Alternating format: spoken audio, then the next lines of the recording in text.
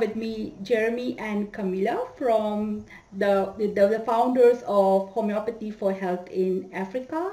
And they've been working there and offering free holistic healthcare for people living with HIV and AIDS. So, and today they are celebrating their 10th anniversary. So, welcome Jeremy and Camila. I know you guys have been doing incredible work for the last decade, and today the reason to invite you was because it's important for me and people around in the homeopathic community to know the incredible work that has been going on for such a long time. And so tell us about your work. Tell us about, at this particular moment, where is Homeopathy for Health in Africa at? What is the work that's going on at this moment? Well, we approaching, as you said, our 10-year anniversary, which we are quite surprised about, really, because when we went, we only went for 6 months. That was the plan, Okay. just to see what we could do in that time. So the fact that it survived and thrived for 10 years is really amazing. And there are lots of things that we're doing. We have lots of clinics going. About 19 clinics. We're working in 2 hospitals. Mm-hmm. We have a thriving homeopathic center. We're training Tanzanian homeopaths. We're teaching homeopaths in Malawi, in Kenya, in Uganda, and other places in Tanzania, in Swaziland. We've written a course for homeopathic, simple homeopathic teaching that's going all over Africa. And what else are we doing? On top of what Jeremy is saying, we are also running a really successful internship and volunteer program, where we have homeopaths coming from all over the world to help us on the project, because as you can imagine, to run 19 or 20 outreach clinics and a center, it takes a lot of work and a lot of manpower. Absolutely. So we have homeopaths coming to help us, and then we have 2-week programs for students and for people who can't come for 3 months, who want to come, but who want to come and see and who want to come and learn, and they can come for 2 weeks. Okay. So that's really great support for us, and we feel that we can support the homeopathic community by offering this. So tell us about, so far, when you first decided, when was the first time you decided that you wanted to go and start this work? How did that idea come? Who was the person who actually conceived it? Tell me about that, Jeremy. It was totally him, but I dragged him there. Okay, so tell me about that. How did that come to you? Shilpa, the background of the whole idea, it came from many points, but first of all, I treated quite a lot of AIDS all over the world where I was traveling and teaching. And I saw that homeopathy is really incredibly successful in AIDS, I mean, it's a serious disease, but somehow, possibly because it's a compromised immune system and homeopathy stimulates the immune system, I think it just worked so very well. And then I thought about AIDS in Africa, and at the time there were 28 million people with AIDS in Africa, and I thought, if we can help, then we've got to do it. I also, wanted to put homeopathy's voice out there and show what we can do. And I had also, in my teaching in the Dynamic School, I put a lot of emphasis in teaching epidemics. Right. But I'd never really treated a major epidemic other than, small flus and stuff, whooping cough and stuff. So I really wanted to see how the whole thing works in treating an epidemic. So really it was making a stand for homeopathy, going out to help people with AIDS, which we felt we could do, and hoping to bring homeopathy to Africa. But to be honest, our first mission in the beginning was to do research. That's what we thought we were going for. Okay. And, we didn't imagine opening all these clinics and everything else. We thought we'd go for 6 months, do a good research and come home. And ironically, the research is still the main thing left pending that we're fighting for all the time, because that's harder than anything else to set up. We have it in motion and we're working on it all the time, but it's the research is a really long project, but everything else happened on the way. Right? Wow. Okay. So you both came together at the same time and you just got started. I mean, you make it sound really easy, but tell me about it. Oh, coming to a country where you don't know anyone and starting from scratch, how was We it? were so stupid. We were so ignorant and so stupid. And I think if I knew now what if I knew then what I know now, we probably would never do it, because it's true. There was so much stuff that you could possibly not even imagine that would happen. Yeah. And so many obstacles that you can't even sit on your sofa and think that it's even possible that that's ever going to happen. So I think ignorance is bliss in that way, that you have a desire and you have a wish, and then you say, hey, let's go and check it out if we can pull this off or not. Yeah. And realizing that in 6 months you probably know if it works really. Yeah. If you can do it, if you have it in you to stay, and if our family has it in us to stay. So that was the 6 months. We didn't think that we're going to do research in 6 months. We're not that stupid. But in 6 months, you know if it's going to have any impact or not, and if you can do it yourself. Mm-hmm. So that's what we did. And then we took it in our stride, But strangely, the things that we thought would be difficult were very easy. Yeah. And the things that we thought would be easy were very difficult. So the thing that we thought would be difficult, treating AIDS, turned out to be incredibly easy. Because, once we sorted out the remedies for the epidemic, which took 2-3 years, we know AIDS as a disease so well. Both of us, we've each treated thousands of AIDS cases. So that's really, really easy. And homeopathy is so impressive with AIDS that it's just amazing, And you can teach volunteers to do it pretty quickly, and they're able to do it. Yeah. So that side was really good and easy. And the other thing that was easy, which we didn't expect, was opening clinics. Mm-hmm. Because you just go to some village, sit under a tree or in somebody's chicken hut or something like that. And the next moment you've got 200 patients, waiting in line to see you. Yeah. It's really easy to open clinics, and there's no end of work. And people love homeopathy. They really like it. They understand it. The other easy thing is that doctors don't give you a hard time there. Okay. They say, well, there's another medicine, that's cool. Go ahead and do it. So we have a really good relationship with doctors and hospitals. Okay. What was hard? Bureaucracy, Mm-hmm. red tape, all of this stuff, which is sometimes can be incredibly challenging, and is still challenging, and shifting laws and regulations, and something like homeopathy, which is on paper a legal form of medicine in Tanzania, but no one's ever really done it before. So right. Even though it's, theoretically it's there, but practically there's no practical application. So in the beginning, just to get a practitioner's license, it took years simply because there was no form for it. Mm. So, stuff like that, but you can't even imagine that could be a case. Yeah. Or other issues which we are, yes, all sorts of Africa-related issues, and lack of electricity, and cars and cars breaking down. But bureaucracy is a big one. Was the major one. Right. Yeah.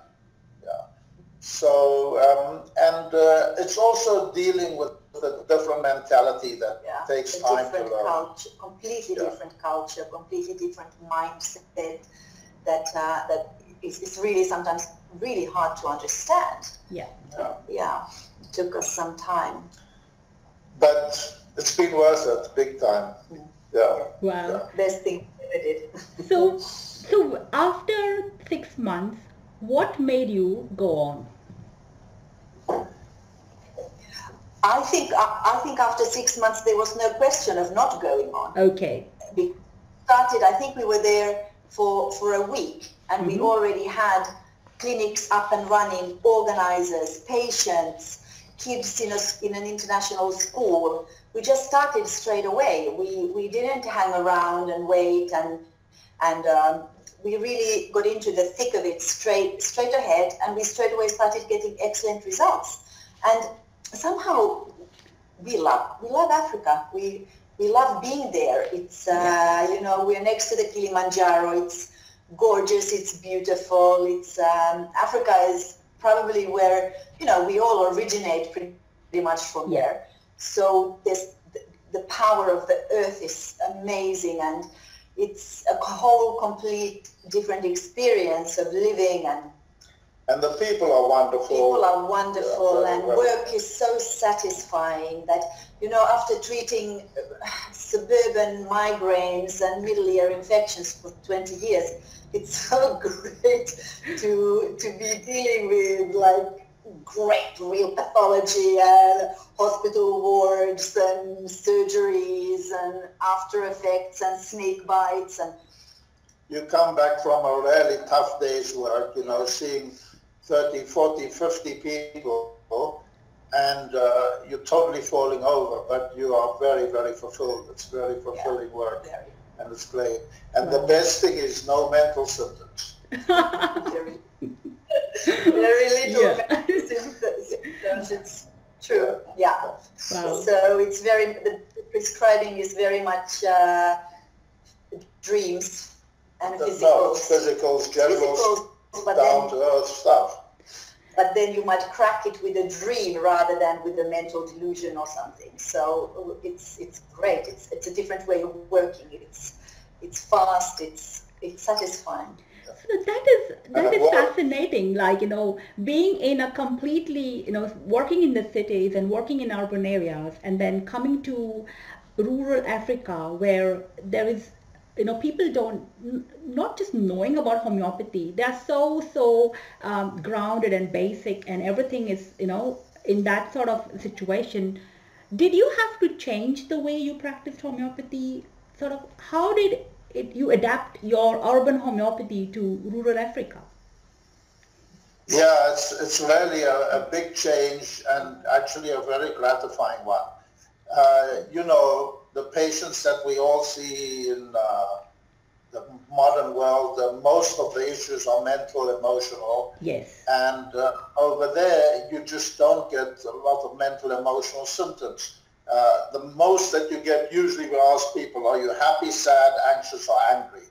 And that's just about as far as it will go. Yeah. So you have to change your way of working, and the way that we work is similar in the way that I work on a kind of Barninghausen method, where we take large general symptoms. But instead of taking, fearful or sadness or forsaken or something like that, you take a base of, let's say, numbness in the feet, lack of appetite, emaciation, vertigo, cough at night, and then you've got a good base to the case. But you've still got, after, let's say, putting in 5 or 6 big generals, you boil it down to 40 remedies or so. Now, when you're working with the epidemic, I worked out a way to work with the epidemic in which I keep in the repertory a file with all the AIDS symptoms, say, 50 common AIDS symptoms. So I can very quickly open a new case with that file, pull the symptoms out, the ones that are appropriate to the case, and in 5 minutes, I've got a base of what kind of a remedy it is. Correct. And now you're just waiting and praying for that one strange, rare, and peculiar to come and save you. And usually it comes. Okay. I mean, these are mostly one-sided cases. There's not much information. But then there'll be one dream, one strange kind of thing, maybe a location or something like that. Camilla is the expert at concomitants. She tracks them with concomitants, so, which is wonderful to see. How, you can take a dream and, narrow it down, a concomitant, a modality, just one thing and that will do it, and then it will work. But it's a very different way of working, and I don't know, can I say that here? Or you can edit it out, but we call it no bullshit homeopathy. Yeah. Okay, got you. And yeah, and it's, you know, I really think that's the way our ancestors, our homeopathic ancestors used to work. Absolutely. Even with miasms, it's not about mental, emotional stuff. You can tell a miasm in 2 minutes. If a patient comes and they're coughing and coughing blood and sore chest, it's tubercular. Yeah. If it's lack of appetite and vertigo, it's SORA. Yeah. If it's ulcers in the mouth and heart, it's syphilis, and so on. So it's very down to earth. Simple. And then you make your choice, you know, you repertorize, and if there's sadness, you choose Natmur. And if it's more angry, you go somewhere else. You know, it's simple. It's not complicated. Wow. Yeah. So it's like simple, grounded, basic homeopathy, and that's what works. I mean, so do you see a lot of complications or complex cases? I know the pathology would be great, but how about the complexities of the cases that you see in the cities and in Africa? They tend to be much less complex, that's for sure. Even though we have a lot of patients who are on medication and serious medication, and don't like what we thought in the beginning, oh, maybe they are somehow cleaner than we are, that we take more medication in the West. I think it's actually the opposite. They take a lot of chemicals and they love to take medicine. So it's not that. It can't be that they are less complicated, because there's a lot of all of that as well. Yeah. But and there's complex and complicated pathologies as well. So it's not that either.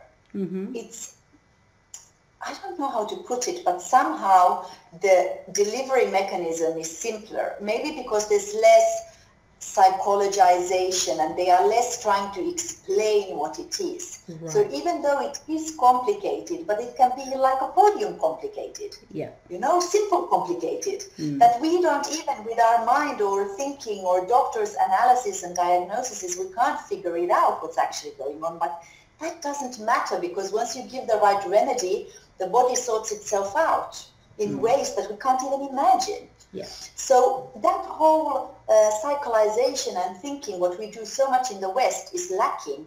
So it seems more simple than it is. Therefore, homeopathy is actually simple when you go down to it. It's simple but true.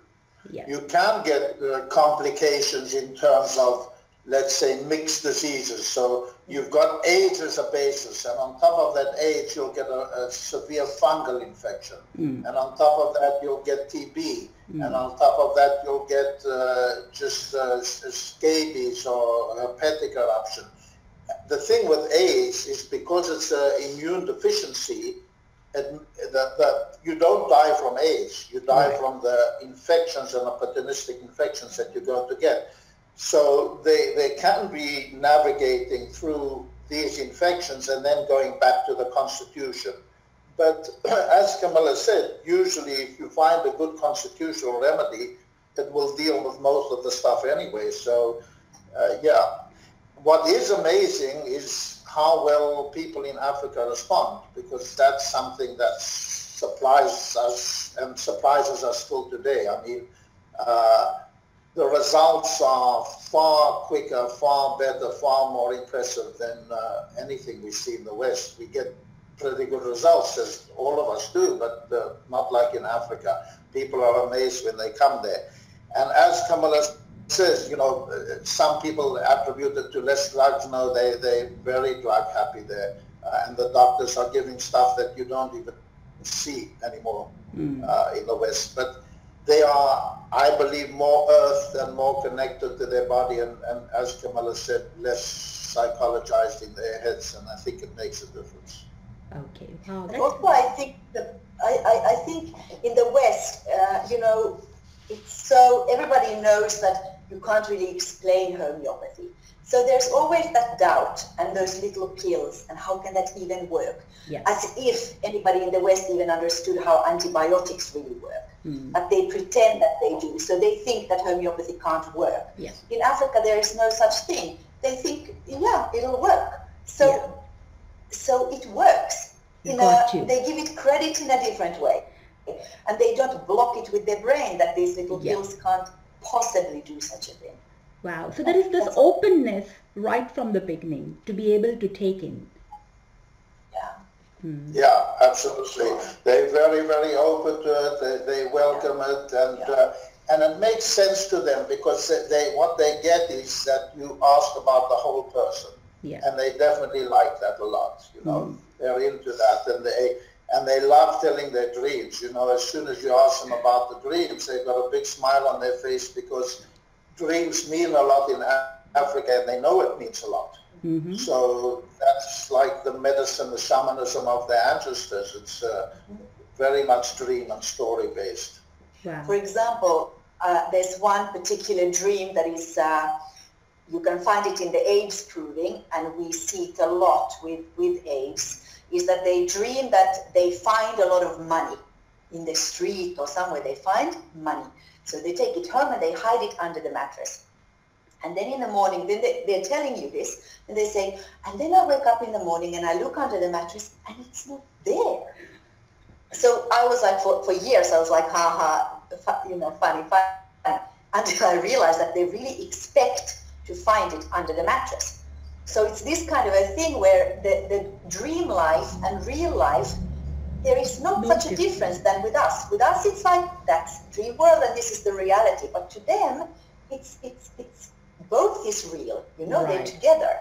Yeah. So this is something very different. Wow. So tell us about the results.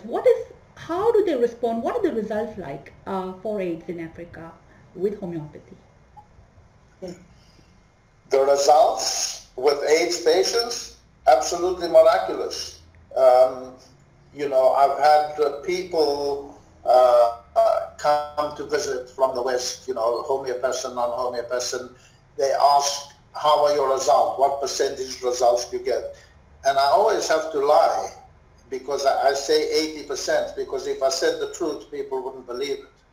But I had one kind of scientific guy who came from Germany, and he wanted to see what we're doing, and he asked me what percentage results. And I said, well, just sit in for a week and you tell me. So he did. He sat in for a whole week, and at the end I said, what percent? And he said 100% results. Wow. So I don't go around saying it myself. No, you can't. But put it this way, if we see a failure, we're actually quite happy because we can learn from that. It just doesn't happen that much. There'll always be some kind of a result, some kind of improvement. Oh, that's and usually amazing. Very good and very quickly. So Jeremy, when you talk about the research and when you talk about documenting the results and publishing it or putting it out, what are the barriers? What's happening around that? There are lots of barriers to research, but the main one is getting ethical consent. But the road to ethical consent, it's not that you have difficulty getting the ethical consent in itself, but to get ethical consent, you need your remedies registered. And there's no official registration of remedies.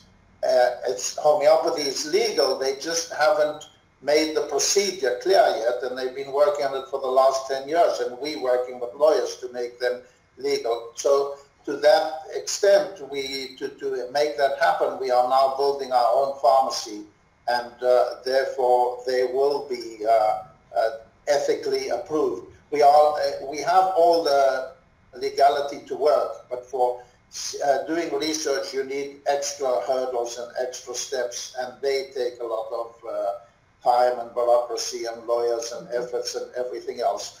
We've got all the protocols set up, we've got the circumstances, the clinics are not the problem.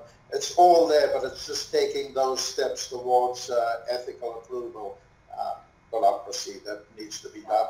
I think it's true in many researchers, all over the world, but with Africa and with Tanzania, it's new, so they don't have the mechanism set up for it yet. Got you. So if I'm looking in, your next milestone, or where do you want this to go? Because you have such a huge, amazing foundation set up right now. What is your next step? What are you looking for? Well, our next step is really to take this blueprint that we've created of a treatment module, and there's two aspects. One is to take the treatment module, because it's easy to copy it and franchise it and put it into different settings and different countries in Africa, so that it's easy, because we've kind of cracked it how you need to set it all up. Absolutely. But the other thing is we are creating an umbrella organization for HHA and for other African homeopathic projects, so where we can bring in different modules as well, not just homeopathy, but other integrated medicine practitioners from different fields, including doctors, including dentists, so that we can give a more holistic approach, where a patient can come and we can do whatever is suitable for them, so that they can have best possible outcome and results. And also in Africa there are lots of excellent homeopathy projects, but they don't have Jeremy Sher there, so they don't get similar resources as we do. They don't get volunteers coming or interns coming, which is our main way of fundraising. Yeah. So they struggle, and they only have maybe 2 people working, and they have a huge workload, but they don't have money and they don't have resources. So we really want to help them and empower all the African projects, so that we can work as efficiently as possible. Mm-hmm. The main idea is, our main big goal is to get a center that is an integrated center. Mm-hmm. And there's 2 reasons for this. One, because AIDS is a complicated disease, and we realize that it needs multidisciplinary resources to treat it. Homeopathy is the best, no doubt, and it has to be at the forefront. But you need simple stuff like nutritional advice and even microloans for people to start business, because poverty is a big factor, and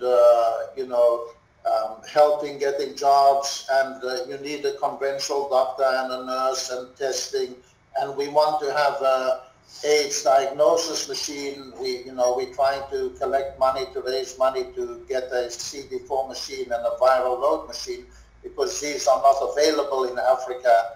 And it makes it very difficult to do research and testing and follow up on the patients without the blood test. Mm-hmm. So we need to get that. We need to build a pharmacy. But what we're hoping is, once we can get a center like this going, an integrated center, the second reason comes in, which is, as you know, it's not easy to raise money for homeopathy. Yeah.